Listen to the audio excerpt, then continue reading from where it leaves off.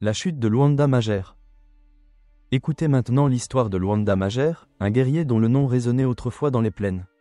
C'était un héros Luo, un géant parmi les hommes, dont la seule présence inspirait la peur au cœur des Nandi. Son corps, disait-on, était fait de pierre, invulnérable à la lance et à l'épée. Mais avant de poursuivre son histoire, abonnez-vous, aimez, commentez et partagez, et suivez-nous sur tous les réseaux sociaux. Continuons. Il était un symbole d'espoir pour son peuple, un bouclier inflexible contre ses ennemis. Les Nandi, eux-mêmes de féroces guerriers, virent leur puissance anéantie face à sa forme inflexible. Ils ne purent le vaincre par la force des armes. Ils ont été contraints de se tourner vers l'ombre, vers les murmures de la tromperie. Les guerriers Nandi savaient qu'aucune arme ordinaire ne pouvait transpercer la peau de Luanda Majer. Leurs lances se brisèrent, leurs épées se plièrent et se brisèrent contre sa peau apparemment impénétrable. Les récits de son invincibilité se répandirent comme une traînée de poudre, semant le désespoir dans leur camp. Vaincus à maintes reprises, ils comprirent que la force brute était vaine. Il leur fallait une arme différente, capable de surpasser sa force physique.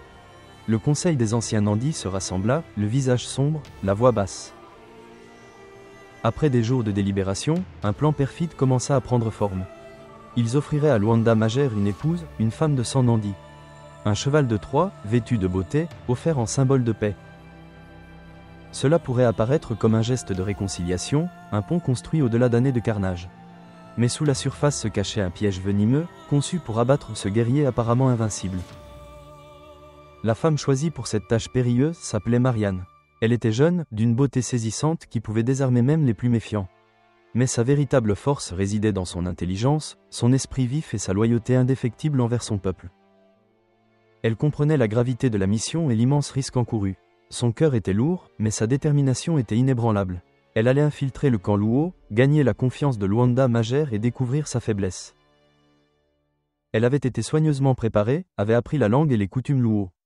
On lui avait appris à observer, à écouter, à signaler la moindre vulnérabilité, la moindre faille dans son armure apparemment impénétrable. Les anciens Luo, experts en guerre, mirent en garde Luanda Majer contre l'offre des Nandi. Ils pressentaient une trahison, un poignard caché sous le vernis de la paix. Mais Luanda, las de la bataille, aspirait à la fin du conflit. Il croyait qu'après tant de sang versé, la réconciliation était peut-être possible. Il voyait en Marianne une chance de guérir de vieilles blessures, de forger une paix durable entre leurs peuples. Il l'accepta comme épouse, symbole d'espoir d'un avenir meilleur. Marianne joua son rôle avec un talent remarquable, s'imprégnant de la culture Luo. Elle apprit leurs coutumes, parla leur langue et gagna le cœur des habitants. Elle fut accueillie comme l'une des leurs, un pont entre deux tribus en guerre. Luanda Majer lui faisait une confiance absolue, inconscient des ténèbres qui se cachaient sous sa belle façade. Il partageait ses pensées, ses rêves, ses peurs, sans jamais soupçonner sa véritable raison d'être. Pourtant, Marianne n'oublia jamais sa mission. Un jour, Luanda Majer tomba gravement malade, atteint d'une maladie mystérieuse. Il resta étendu, affaibli, son corps de pierre vulnérable pour la première fois. Ce fut pour Marianne l'opportunité qu'elle attendait. Les guérisseurs Luo, désespérés de sauver leur héros, se tournèrent vers la médecine traditionnelle.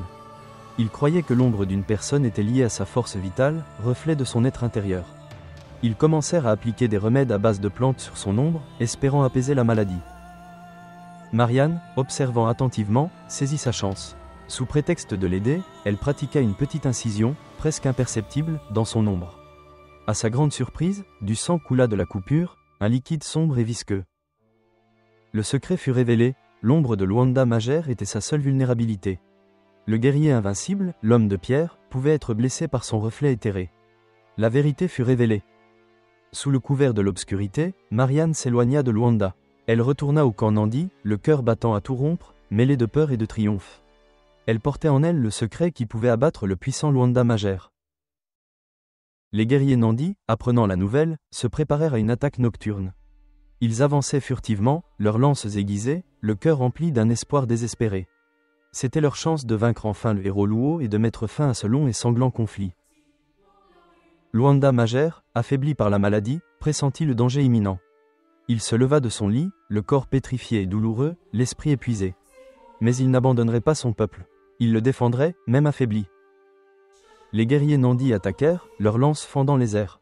L'un d'eux, guidé par les informations de Marianne, pointa sa lance directement sur l'ombre de Luanda Majer. La lance frappa droit, transperçant la forme éthérée. Un cri terrible résonna dans les plaines.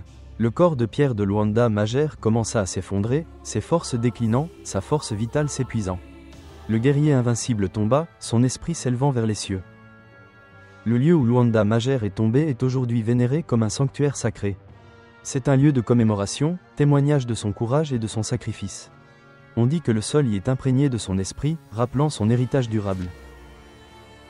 Luanda Mager est resté dans les mémoires comme un symbole d'invincibilité, de loyauté et de trahison tragique.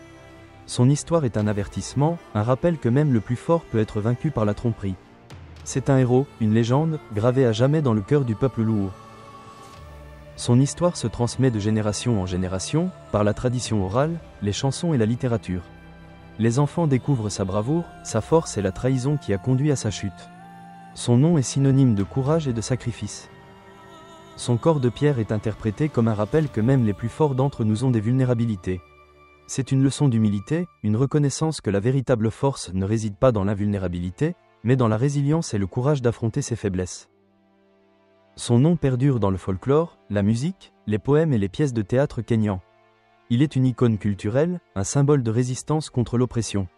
Son histoire continue d'inspirer artistes et écrivains, perpétuant sa mémoire pour les générations futures. Certains guérisseurs traditionnels se rendent sur la pierre où il est tombé, offrant libations et prières. Ils implorent sa guidance, sa force et sa protection. Ils croient que son esprit y réside toujours, veillant sur son peuple. La véritable force ne réside pas dans l'invulnérabilité, mais dans le courage de se battre pour ce qu'on aime, quel qu'en soit le prix. L'histoire de Luanda Mager témoigne de cette vérité et nous rappelle que même dans la défaite, l'esprit d'un héros peut perdurer. N'oubliez pas de vous abonner, d'aimer, de commenter et de partager.